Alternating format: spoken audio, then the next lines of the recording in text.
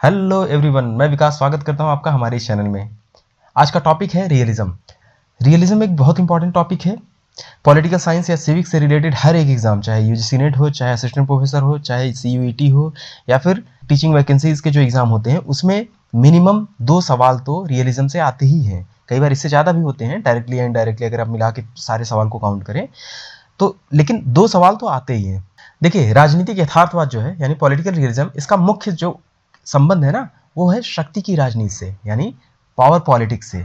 और इसके प्रमुख विचारकों की अगर हम बात करें तो Max Weber, E H. Carr, Friedrich Schuman, Nicholas Spykman, Reinhold Niebuhr, Arnold Wolfers, Kenneth Thompson, George Kennan और हैंस मॉर्गनथाउ, ये सब है।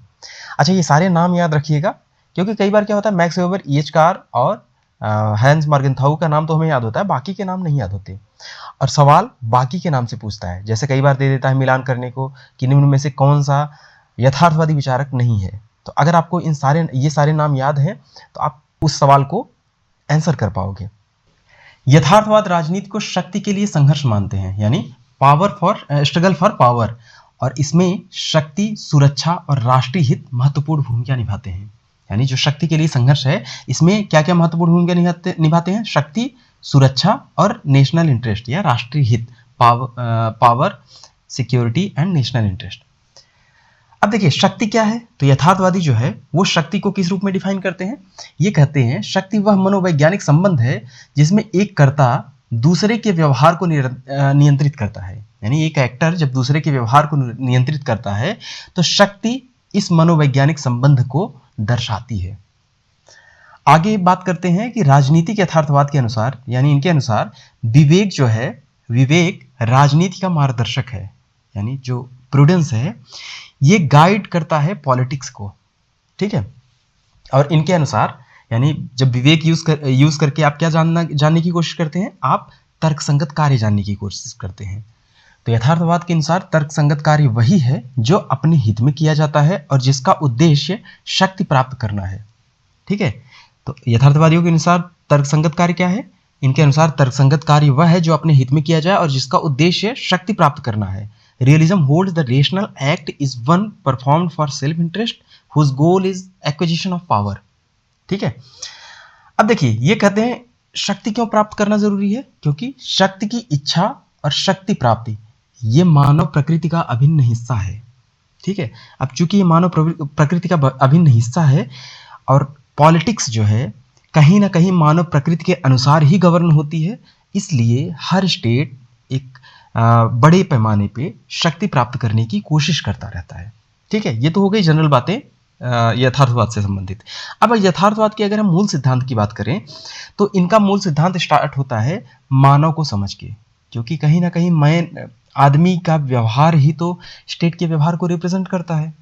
तो मानव क्या है? मानव स्वभाव से जंगली है और स्वार्थी है। Human nature is wild and selfish. अब सेल्फिश है और वाइल्ड है, इसलिए शक्ति की लालसा इसका मुख्य स्वभाव बन जाता है, मुख्य मानव स्वभाव का तत्व बन जाता है। यानी मानव स्वभाव का मुख्य तत्व शक्ति की लालसा बन जाता है, क्योंकि ये जंगली है और स्वार्थी है। The longing of power is primary aspect of human nature. अब ये लालसा यही नहीं समाप्त होती, ये लालसा कभी नहीं समाप्त हो सकती। सपोज करो कि किसी व्यक्ति को अगर अपनी शक्ति प्रदर्शित करनी है किसी चीज को एक्वायर करके, जैसे ही उसने उस चीज को एक्वायर किया तो वैसे ही उसकी लालसा नहीं समाप्त हो जाएगी, बल्कि एक और लालसा जागृत हो जाएगी कि और किसी चीज को एक्वायर किया जाए। तो इसलिए ये लालसा कभी समाप्त नहीं हो सकती और ये कंटिन्यू नए पावर एस्पेक्ट्स को एक्वायर करने की कोशिश करता रहता है स्टेट, ठीक है। जिसकी वजह से शक्ति के लिए निरंतर संघर्ष जारी रहता है और अंतरराष्ट्रीय राजनीति की यह अनूठी और स्थायी विशेषता हो जाती है, ठीक है। शक्ति के लिए संघर्ष जो है वो अंतरराष्ट्रीय राजनीति की अनूठी और स्थायी विशेषता हो जाती है। Struggle for power is a constant feature of international politics. अब हर राष्ट्र अपने राष्ट्रीय हित को प्राप्त करने की कोशिश करेगा और इसके लिए वो शक्ति का प्रयोग करेगा, क्योंकि इंटरनेशनल पॉलिटिक्स कैसा है? शक्ति के लिए संघर्ष है, ठीक है। तो जिससे क्या होगा? आत्मसंरक्षण हर राज्य के कृत्यों पर लागू होता है, ठीक है। हर राज्य अपने आप को सेल्फ प्रिजर्व करने की कोशिश करेगा, ठीक है। राष्ट्र हमेशा शक्ति का प्रयोग, प्रदर्शन और इसे हासिल करना चाहते हैं। शक्ति का प्रयोग, शक्ति का प्रदर्शन और इसे हासिल करना चाहते हैं। शक्ति का प्रयोग किस लिए? ताकि नए पावर सोर्सेस को एक्वायर कर सके, अपनी टेरिटरी को बढ़ा सके। प्रदर्शन किस लिए? ताकि सामने वाले को हमेशा ये लगे कि सामने वाला पावरफुल है, यानी यह राज्य पावरफुल है और वो उसके ऊपर हमला ना करे, जिससे वो अपने आप को प्रिजर्व कर पा रहे हैं, अपने आप को सिक्योर कर पा रहे हैं। और हासिल इसलिए करना चाहते हैं शक्ति को ताकि अपनी इस पावर को इंक्रीज कर पाए। ठीक है, अब अगर ऐसी सिचुएशन है, इंटरनेशनल पॉलिटिक्स में हमेशा शक्ति के लिए संघर्ष है, तो शांति कैसे सुनिश्चित होगी? तो ये सुनिश्चित होगी शक्ति के प्रबंधन से या पावर के मैनेजमेंट से। लेट्स से कि किसी व्यक्ति के पास अगर शक्ति को 1 2 3 ऐसे नंबर करके यूनिट में डिवाइड करें, किसी स्टेट के पास, लेट्स से ए स्टेट के पास 100 पावर है, वहीं बी स्टेट के पास 40 पावर है ना, सी स्टेट के पास 60 पावर है। तो बी और सी मिलके जब जरूरत पड़ेगी ए के खिलाफ लड़ने की, तो अब ये 100 है, ये दोनों मिलके 100 है ना, ये दोनों इससे लड़ाई लड़ने के लिए सक्षम होंगे। तो अगर ये दोनों एलाई बन जाएंगे, तो ये ए भी तो बी और सी से नहीं भिड़ेगा और बी और सी ए से नहीं भिड़ेंगे। तो ये पावर मैनेजमेंट हो गया, जिसकी वजह से दोनों एक दूसरे से डायरेक्ट कन्फ्रंटेशन से बचेंगे और ये सिचुएशन लाएगी इंटरनेशनल लेवल पर पीस। ठीक है, एक महेंद्र कुमार है, डॉक्टर महेंद्र कुमार, ये रियलिज्म पर डॉक्टर महेंद्र कुमार रियलिज्म के अच्छे विचारक माने जाते हैं। इन्होंने कहा है कि रियलिस्ट थिंकर जो हैं ये मानते हैं कि राष्ट्रों के बीच प्रतिद्वंदिता और कलह स्वाभाविक है। अपने हित की प्राप्ति के लिए शक्ति प्राप्त करना प्राकृतिक कानून का मूल है।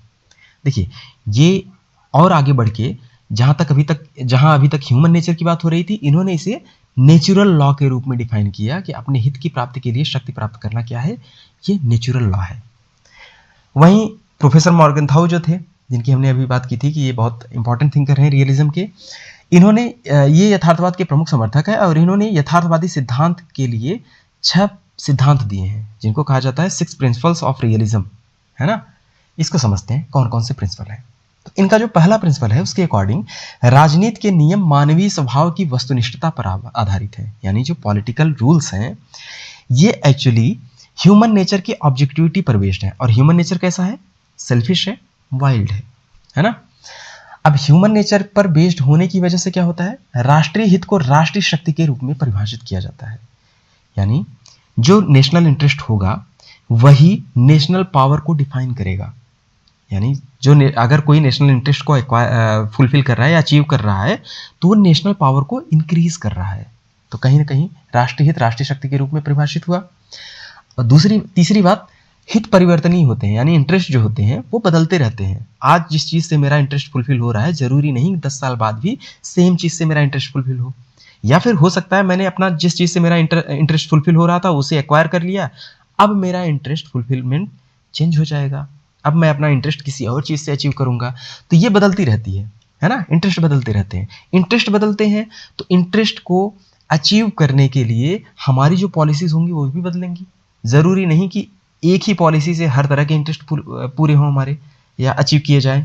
तो इसलिए जैसे ही इंटरेस्ट बदलेगा वैसे ही उसे अचीव करने की पॉलिसीज भी बदलती रहेंगी। ठीक है, वही बात यहाँ कही जा रही है, हित परिवर्तनीय होते हैं इसलिए नीतियां भी बदलती रहती हैं। Interest are changeable, hence policies also changes periodically. चौथा है, अमूर्त नैतिक नियमों को राजनीति में लागू नहीं किया जा सकता है। यानी abstract moral laws can not be applied to the politics. देखिए, जो मोरल वैल्यूज होते हैं अगर उसे आप क्या कहते हैं पॉलिटिक्स में अप्लाई करेंगे तो आप पॉलिटिकल नहीं बन सकते कई बार, क्योंकि आप अपने इंटरेस्ट फुलफिल नहीं कर पाएंगे, आप अपने इंटरेस्ट को अचीव नहीं कर पाएंगे। तो अगर स्टेट मोरली चलेगा तो कई बार हो सकता है वो अपने इंटरेस्ट को अचीव ना कर पाए। इसलिए जो मोरल वैल्यूज हैं उनको पॉलिटिक्स में लागू नहीं किया जा सकता। पांचवा है, राष्ट्र की नैतिक आकांक्षाएं सार्वभौमिक नैतिक मूल्यों से अलग होती हैं। The moral aspiration of nation differ from universal moral values. अब जो राष्ट्र की नैतिक आकांक्षा है, मोरल एस्पिरेशन है, वो हमेशा मोरल वैल्यूज से अलग होगा। ठीक है, क्योंकि मोरल वैल्यूज पॉलिटिक्स में लागू नहीं होंगी और स्टेट की जो मोरल एस्पिरेशन होंगे वो पॉलिटिक्स के हिसाब से होंगी। तो मोरल वैल्यूज इस मोरल एस्पिरेशन पे लागू नहीं होंगी जो स्टेट करता है। ठीक है, लास्ट इनका 6th प्रिंसिपल है, राजनीतिक सिद्धांतों की व्याख्या में विवेक और बुद्धिमत्ता जरूरी है। आप जब पॉलिटिकल थियरीज को इंटरप्रेट कर रहे होंगे तो उस समय आपको अपने विवेक और बुद्धिमत्ता को यूज़ करना है, क्योंकि सिचुएशन बदलती है, सिचुएशन के हिसाब से नीतियाँ बदलनी चाहिए, और नीतियाँ तब बदलेंगी या पॉलिटिकल थियरीज को आप अपनी नीतियों के हिसाब से तब इंटरप्रेट कर पाओगे जब आप विवेक या अपनी बुद्धिमत्ता यूज़ करोगे। ठीक है, तो ये थे हैंस मॉर्गेनथाउ के 6 प्रिंसिपल। अब इनके प्रिंसिपल्स की आलोचना भी होती है, तो आलोचना किस आधार पर होती है उसकी हम बात करते हैं। तो जो पहली आलोचना है वो इस आधार पर होती है कि ये न तो पूरी तरीके से वास्तविक है और न ही तर्कसंगत। It is neither fully empirical not rational. कुछ थियरिस्ट ऐसा मानते हैं कि इनके अगर हम विचारों को देखें तो ये पूरी तरीके से इन्होंने एक विचार बना लिया कि मनुष्य हमेशा गलत होता है या सेल्फ इंटरेस्ट पर फोकस करता है। उसी के सिद्धांत, उसी के अनुसार इन्होंने अपनी थ्योरी दी है। जबकि कई बार हम मनुष्य के कोऑपरेटिव बिहेवियर को भी देखते हैं, जहां मनुष्य क्या करता है, एक दूसरे से सहयोग करता है, और हैंस मॉर्गेनथाउ ने सहयोग को पूरी तरीके से नज़रअंदाज कर दिया। और इसी आधार पर यह भी कहा जाता है कि राजनीति को केवल हितों के विरोध के रूप में देखना पक्षपातपूर्ण होगा, है ना। तीसरा है मानवीय स्वभाव को स्थिर मानना अवैज्ञानिक। मॉर्गेनथाउ ने क्या कहा, मानव स्वभाव कैसा है, सेल्फ इंटरेस्टेड है, सेल्फ इंटरेस्ट पर फोकस करता है और ये वाइल्ड है। तो कहीं ना कहीं आप हम हर सिचुएशन में मानव स्वभाव को अगर उसी नजरिए से देखेंगे तो आप मानव स्वभाव को स्थिर मान रहे हैं। जैसे ही मानव स्वभाव को स्थिर मान रहे हैं तो आप अवैज्ञानिक हो जाते हैं, क्योंकि मानव स्वभाव कभी स्थिर नहीं हो सकता। ठीक है, तो मानव स्वभाव में भी मानव स्वभाव को स्थिर मानना ये अवैज्ञानिक है। तो इस आधार पर भी इनको क्रिटिसाइज किया जाता है। अगला पॉइंट है शक्ति को ही मुख्य तत्व मानना अतिशयोक्ति हो जाएगी। अगर आप सिर्फ शक्ति को फोकस करके पूरी पॉलिटिक्स को इंटरप्रेट करेंगे, पूरी पॉलिटिक्स के थियरीज को इंटरप्रेट करेंगे तो ये अतिशयोक्ति हो जाएगी। ठीक है, अगला क्रिटिसिज्म है युद्ध और विस्तारवाद का समर्थन करता है यथार्थवाद। जब यथार्थवाद की हम बात करते हैं तो किसकी बात करते हैं, स्ट्रगल फॉर पावर की। जैसे हम स्ट्रगल फॉर पावर की बात करते हैं तो हम युद्ध और विस्तारवाद का समर्थन करने लगते हैं। ठीक है, तो यहाँ पर इसी चीज को क्रिटिसाइज किया जा रहा है। अगला है राष्ट्रीय हित को नैतिकता से ऊपर रखना गलत। अब जो मोरल विचारक हैं, जो नैतिक विचारक हैं, जो नैतिकता को ज़्यादा तरजीह देते हैं या वरीयता देते हैं, वो इस बात पर क्रिटिसाइज करते हैं कि पॉलिटिक्स में मॉर्गेनथाउ राष्ट्रीय हित को नैतिकता से ज़्यादा ऊपर रखते हैं, जो मोरली गलत है। अगला पॉइंट है यथार्थवादी सिद्धांत वास्तव में यथार्थवादी नहीं है। अब जब हम इन ऊपर वाले सारे क्रिटिसिज्म को ध्यान से देखें तो ये पूरी तरीके से यथार्थवादी नाम तो है पर यथार्थ नहीं लगता। रीजन उसका ये है कि पहली बात तो मानव व्यवहार को स्थिर मानता है, दूसरा सिर्फ शक्ति को ध्यान में रखता है, और तीसरा कई जगह ये तर्क संगत बातें तो तर्क की तो बात करता है, विवेक की तो बात करता है, पर खुद तर्क संगत नहीं होता कि मानव कोऑपरेटिव भी होता है। सोसाइटी का इमरजेंस ही एक दूसरे की कोऑपरेशन के थ्रू हुआ है ना। तो इस वजह से यथार्थवादी तो लगता है, अपने आप को नाम देता है, पर खुद यथार्थवादी नहीं प्रतीत होता। और कई आलोचक मॉर्गेनथाउ के सिद्धांत को अंतरराष्ट्रीय राजनीति में वैज्ञानिक प्रगति के लिए अवरोध मानते हैं। अब जैसे ये मान लेते हैं कि इंटरनेशनल पॉलिटिक्स सिर्फ और सिर्फ किससे गवर्न होता है, पावर पॉलिटिक्स से, स्ट्रगल फॉर पावर से, और एक हिसाब से कंपटीशन से, तो आप वहीं वैज्ञानिक प्रगति में, अंतरराष्ट्रीय राजनीति के वैज्ञानिक प्रगति में बाधा बना देते हैं इन सारे विचारों को। ठीक है, तो इस आधार पर भी इनको क्रिटिसाइज किया जाता है। लेकिन इन सारे क्रिटिसिज्म के बावजूद मॉर्गेनथाउ का कुछ महत्व है, और उन महत्वों की अगर हम बात करें तो पहला जो सबसे इंपॉर्टेंट है वो ये है कि पहली बार अंतरराष्ट्रीय राजनीति के यथार्थवादी सिद्धांत को संपूर्ण अवधारणा दी। यानी अंतरराष्ट्रीय राजनीति में पहली बार किसी सिद्धांत की संपूर्ण अवधारणा दी गई, तो वो दी गई थी यथार्थवादी राजनीति के रूप में। ठीक है, दूसरा है यथार्थवादी सिद्धांत ने अंतरराष्ट्रीय राजनीति को स्वायत्त और लोकप्रिय अनुशीलन के रूप में स्थापित किया। इसके पहले जो इंटरनेशनल पॉलिटिक्स था वो सिर्फ और सिर्फ पॉलिटिकल साइंस का हिस्सा था, लेकिन यथार्थवादी सिद्धांत के इमरजेंस के बाद जो डिबेट स्टार्ट हुई, उस डिबेट के बाद इंटरनेशनल पॉलिटिक्स एक अलग और ऑटोनॉमस सब्जेक्ट के रूप में फेमस हुआ। तो यथार्थवादी जो सिद्धांत है इसका ये इंपॉर्टेंट रोल रहा है। आगे बढ़ते हैं, यथार्थवाद के 4 केंद्रीय तत्व हैं। ठीक है, उन केंद्रीय तत्वों की बात करते हैं। तो चारों केंद्रीय तत्व की बात करें तो पहला है गुटबंदी या ग्रुपिज्म, दूसरा है अहंकार या ईगो, और तीसरा है अराजकता या एनार्की, या चौथा है शक्ति राजनीति या पावर पॉलिटिक्स। ये चारों इंपॉर्टेंट एलिमेंट हैं, चारों सेंटर फोकस हैं यथार्थवाद के। तो गुटबंदी के अनुसार राजनीति गुटों के भीतर होती है, राष्ट्र राज्य सबसे महत्वपूर्ण गुट है। ठीक है। कई सारे गुट होते हैं और इनके बीच राजनीति होती है, और यही राजनीति इंटरनेशनल पॉलिटिक्स पे को डिफाइन करती है। और इंटरनेशनल लेवल पे भी कई सारे गुट हैं। तो जो स्टेट विद इन स्टेट कई सारे ग्रुप हैं, और उन ग्रुप को विद इन स्टेट जो रिप्रेजेंट करता है वो ग्रुप कौन सा है, वो गुट कौन सा है, वो है नेशन स्टेट या नेशन। ठीक है। अब इंटरनेशनल पॉलिटिक्स में क्या होता है, वेरियस नेशन स्टेट के बीच ग्रुपिंग होती है। ठीक है।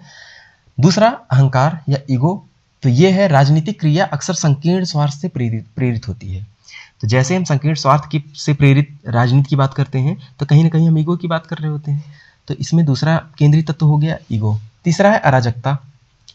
इंटरनेशनल पॉलिटिक्स जो है वो कैसा है, उसका सिनेरियो कैसा है, इंटरनेशनल लेवल पर कोई सरकार नहीं है जो स्टेट को गाइड कर सके या स्टेट को डायरेक्शन दे सके कि तुम्हें ऐसा करना होगा। तो सिचुएशन कैसी है इंटरनेशनल पॉलिटिक्स की, वो है एनार्किकल सिचुएशन। ठीक है। चौथा शक्ति राजनीति, जिसको हमने ऊपर डिफाइन भी किया था। ये समूहों के बीच शक्ति संबंधी सत्ता का मूल स्रोत है ना। अब इसकी तीन मौलिक मान्यताएं हैं, 3 core assumptions of realistic tradition.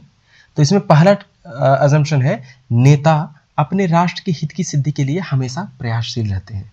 Leaders always strive for the benefit of their nation. दूसरा अजम्पशन है, राष्ट्र का हित उसके क्षेत्रीय, आर्थिक, राजनीतिक और सांस्कृतिक विस्तार में निहित है।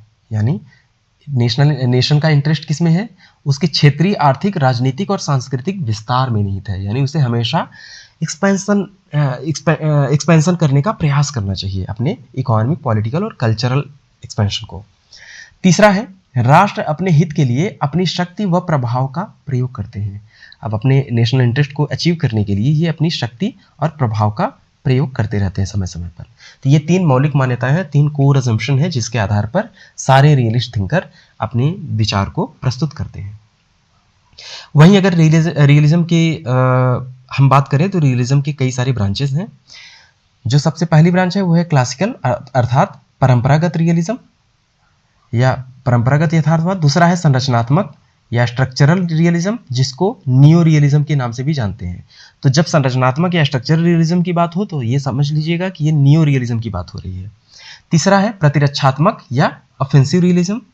चौथा है आक्रामक या फिर डिफेंसिव रियलिज्म। पांचवा है परिधीय यथार्थवाद या फिर पेरिफेरल रियलिज्म।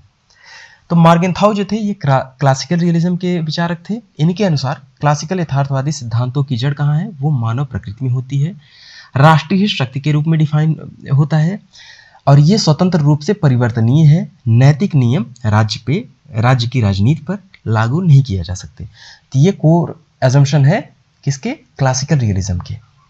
वहीं अगर हम स्ट्रक्चरल या न्यू रियलिज्म की बात करें तो इसकी नींव केनिथ वाल्ट्ज ने रखी थी। इनका नाम याद रखिएगा। केनिथ वाल्ट किससे रिलेटेड है, न्यू रियलिज्म या स्ट्रक्चरल रियलिज्म से। इनके अनुसार महाशक्तियों की संख्या उनकी क्षमता के वितरण के अनुसार होती है, और इसी आधार पर एक ध्रुवीय, द्विध्रुवीय, बहुध्रुवीय व्यवस्थाएं बनती हैं। जितनी महाशक्तियां होंगी उनकी संख्या के अनुसार ही वर्ल्ड पॉलिटिक्स डिफाइन होती है ना। अगर वर्ल्ड सिस्टम उसी आधार पर डिफाइन होता है जिस आधार पर जितनी संख्या में महाशक्तियां होती हैं। जैसे अगर एक महाशक्ति है तो कैसा वर्ल्ड ऑर्डर होगा, एक ध्रुवीय व्यवस्था होगी। 2 महाशक्तियां हैं तो कैसा वर्ल्ड ऑर्डर होगा या वर्ल्ड सिस्टम होगा, द्विध्रुवीय व्यवस्था होगा या बाइपोलर वर्ल्ड होगा। वहीं अगर बहुत सारी महाशक्तियां हैं तो ये बहुध्रुवीय व्यवस्था या मल्टीपोलर वर्ल्ड ऑर्डर हो जाएगा। ठीक है। तो जैसी जितनी महाशक्तियां होंगी उसी आधार पर वर्ल्ड ऑर्डर बन जाता है। नव यथार्थवादी द्विध्रुवीय व्यवस्था को ज्यादा स्थिर मानते हैं, जैसे शीत युद्ध में था। ठीक है। द्विध्रुवीय व्यवस्था में क्या होगा, 2 ही महाशक्तियां होंगी तो एलाइज इनके अलग अलग बनते रहेंगे, है ना। जैसे ए है, ए के 4 एलाई हैं तो बी क्या करेगा, 5 एलाई बनाने की कोशिश करेगा ताकि ये ए का सामना कर पाए। तो अब ए भी एलआई अपने बढ़ाने की कोशिश करेगा। अब हर कोई अपने एलाइज को बढ़ाने की कोशिश करेगा, दोनों महापावर अपने एलाइज को बढ़ाने की कोशिश करेंगे। एलाइज बढ़ाने की कोशिश करेंगे तो कई बार क्या करेंगे, जो छोटे छोटे स्टेट हैं उनके साथ ये एक पीस स्टैब्लिश करते हैं, है ना। तो इस प्रोसेस में पीस स्टैब्लिश हो जाता है।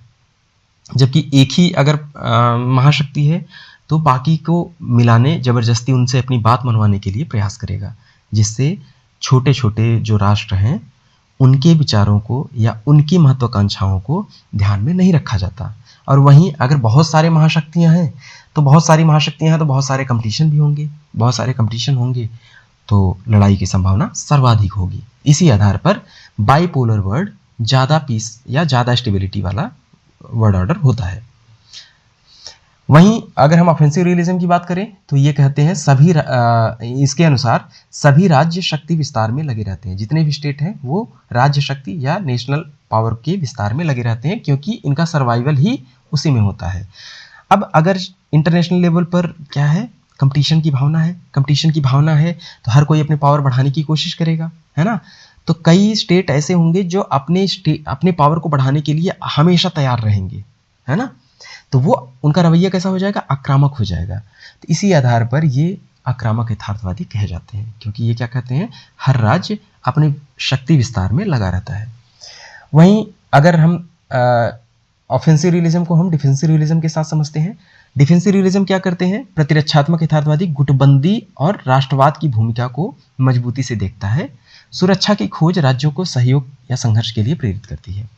हर राज्य क्या करेगा, गुटबंदी करेगा या अलाइज बनाने की कोशिश करेगा और अपने नेशनल लेवल पे अपने स्टेट में राष्ट्रवाद को बढ़ावा देने का प्रयास करेगा, ताकि उसके जो सिटीजन है वो यूनाइट हो जाए और यूनाइट होके अदर स्टेट से कम्पीट कर पाए।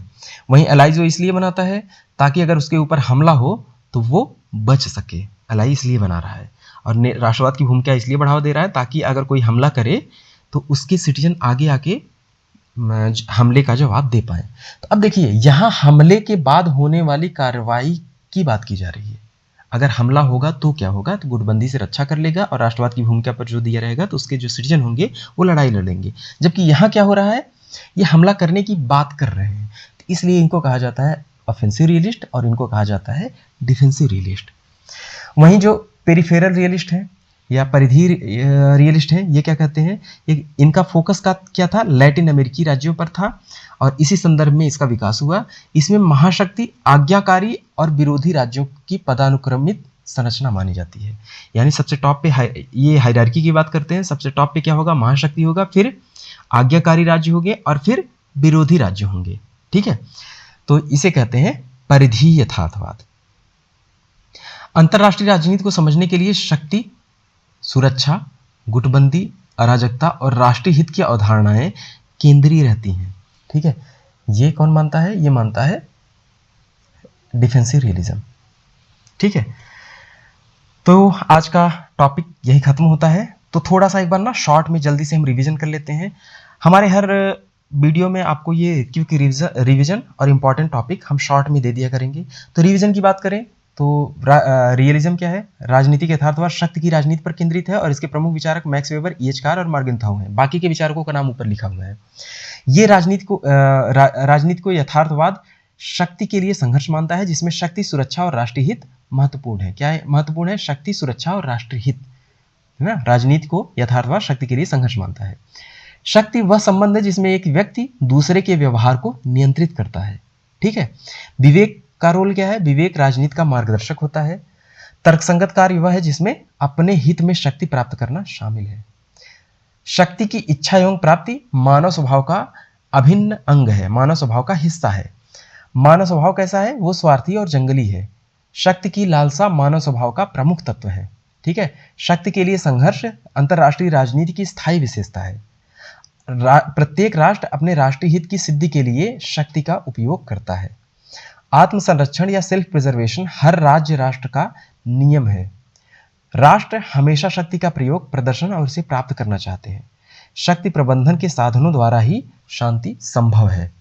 राष्ट्रों के बीच प्रतिद्वंदिता स्वाभाविक है, क्योंकि कंपटीशन होता रहता है ताकि पावर को ज्यादा से ज्यादा गेन कर पाए।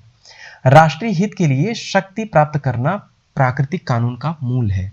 मॉर्गनथाउ यथार्थवादी सिद्धांत के सबसे प्रमुख विचारक हैं। इनके 6 सिद्धांत हैं। तो पहले सिद्धांत के अनुसार राजनीति मानवीय स्वभाव के वस्तुनिष्ठ नियमों पर आधारित है। दूसरे के अनुसार राष्ट्रीय हित शक्ति के रूप में परिभाषित होते थे।